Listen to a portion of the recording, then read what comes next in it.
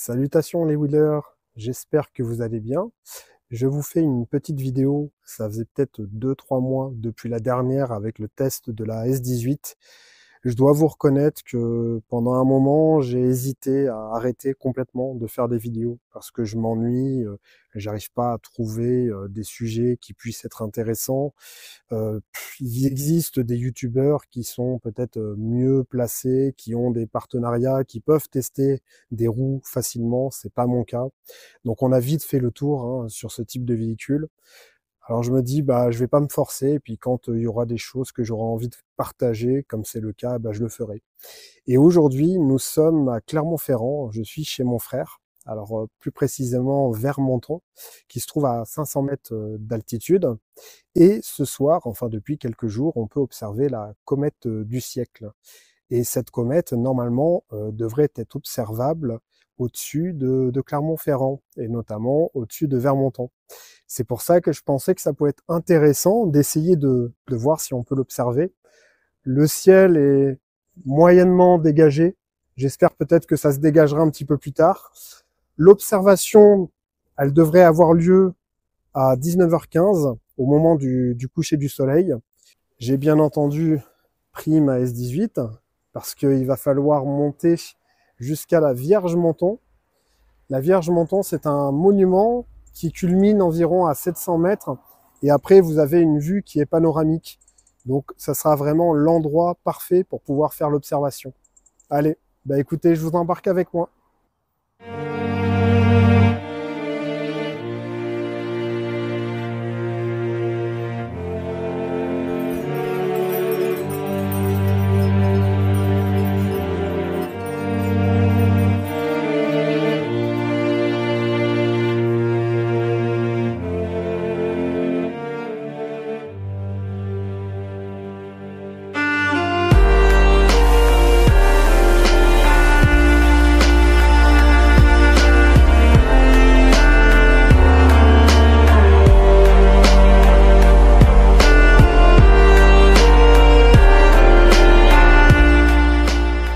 Donc alors, petit point, j'avais dit 19h15, donc je pensais qu'on la voyait à 19h15, mais je pense qu'en fait c'est plutôt une amplitude.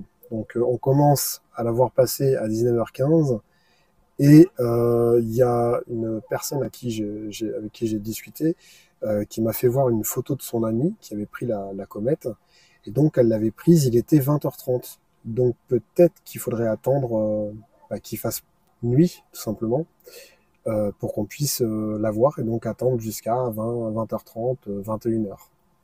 Le problème, c'est que là, par contre, mon téléphone, il peut pas filmer dans la nuit, donc dans la nuit, je vais essayer de faire des photos, de l'astrophoto, et puis on verra bien ce que ça donne. Bon, apparemment, il faut attendre encore un petit peu, parce qu'il y a de la lumière résiduelle, et la lumière résiduelle, la pollution, pourrait être en cause. Donc normalement, encore 20-25 minutes, là il est 7h40, donc 21h, et puis on va voir. Et puis autrement, sinon, le temps sera peut-être encore meilleur demain soir, et puis j'y retournerai. Bon, malheureusement, j'ai testé, j'ai fait une astrophotographie qui permet de voir un petit peu mieux. Ça éclaircit le ciel. Et en fait, sur la zone pile où on est censé voir la comète, eh bien, il y a plein de nuages, de nuages, de filets de nuages qui forcément cachent les étoiles. Et d'ailleurs, on le voit très bien, puisque lorsqu'on regarde dans cette direction, on ne verrait pas, mais les étoiles sont apparentes. Et quand on va dans cette direction-là où on est censé voir la comète, il n'y a pas d'étoiles visibles. Donc je pense qu'on va arrêter là, et puis on retestera demain.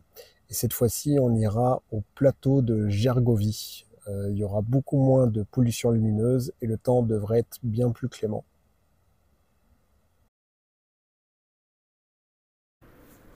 Bon, on se retrouve le lendemain. Comme vous avez pu le constater, hier, malheureusement, on a fait chou blanc.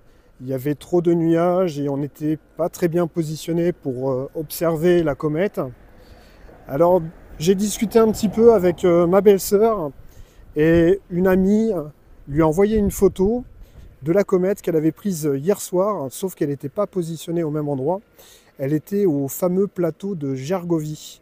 Effectivement, j'ai un petit peu regardé, et le plateau de Gergovie, hier, il était positionné, on va dire, de façon un peu plus latérale, donc il n'était pas face aux nuages, il n'était pas gêné par les nuages. Ce qui fait que ce soir, eh bien, normalement, si le ciel veut bien rester clair, on pourrait peut-être observer la comète. Depuis le temps que j'attends ça, je vous le rappelle, hein, je devais avoir 10 ans, c'était la comète de Halley, il me semble, qui était passée dans le ciel. Ça m'avait vraiment marqué. Et voilà, j'ai pas envie de louper ça, sachant que bah, de mon vivant, je ne pourrais pas la revoir.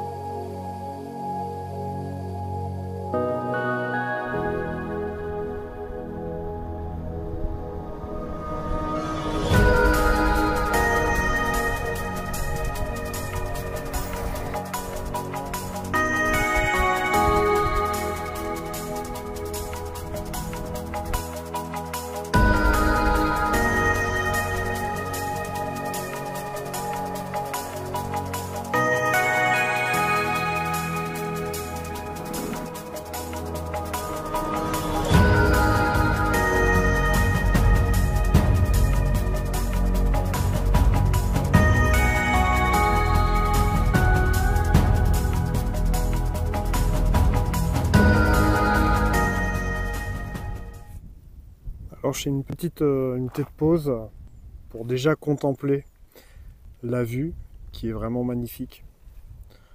Encore une fois, je suis vraiment désolé, hein, la qualité est pas géniale, mais ouais, ça restitue pas ce que voient mes yeux. Et donc, toute cette partie, je sais pas si c'est les montagnes en fait qui ont tendance à bloquer les nuages. Donc nous, enfin j'étais là hier, enfin, bien plus loin, et donc forcément j'avais une visibilité qui était pas géniale. Donc là, pour l'instant, toute cette bande de nuages, si elle va pas trop loin, ça devrait pouvoir le faire.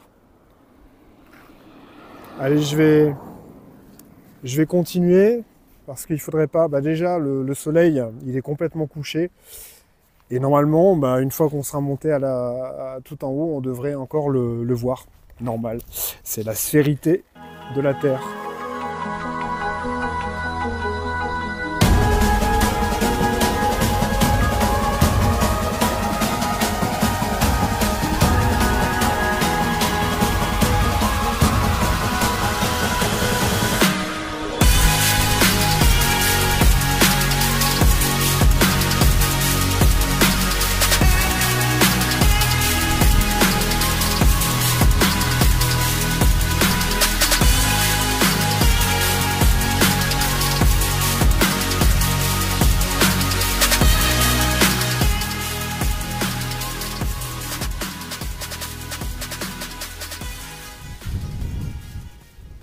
Donc j'étais prêt à faire un gros loupé.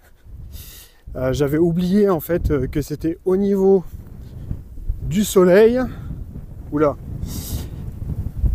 Que c'était vers l'ouest. Donc heureusement j'ai croisé deux dames super gentilles. Donc qui m'ont conseillé bien sûr, bah oui forcément, d'aller dans cette direction. Alors le problème c'est que les nuages ils sont encore trop bas quoi. Alors après il reste, c'est dans 1h30 qu'elle devrait être visible. Ça serait bien parce que là ça fait la deuxième fois que je viens et après ben, il va falloir que je rentre à Limoges. J'avais pas prévu de régler ma suspension comme ça. Ah oui d'accord. Ah ouais, super. Ah, c'est magnifique. Alors comme il y a d'autres personnes, je vais éviter de trop parler.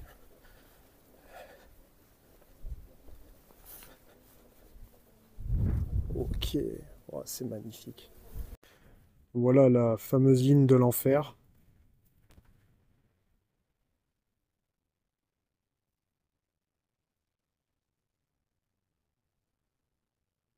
Et normalement, c'est censé être là.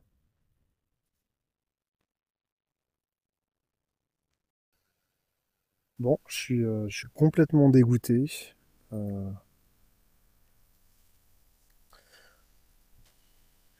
on peut pas lutter contre la météo. Je suis très perplexe encore. Un peu dégoûté quand même, parce que je me dis, au bout du deuxième jour, en plus la journée était très ensoleillée. Donc toutes les conditions étaient réunies. Et là, c'est mal barré. Ou alors il faut vraiment que les nuages là qui sont là puissent se dégager avant 8h, 8h30. Et c'est mal barré malheureusement. Donc on va attendre. Et puis bah, écoutez, si je la vois, eh ben, je vous reprends. Pour faire un petit peu un historique, alors la comète C2023A3, aussi connue sous le nom de Chushishan Atlas, cette comète, bah, tout le monde en parle parce qu'elle a été découverte récemment en 2023. Et elle vient de loin en fait. Elle est repérée d'abord par des observatoires en Chine et à Hawaï.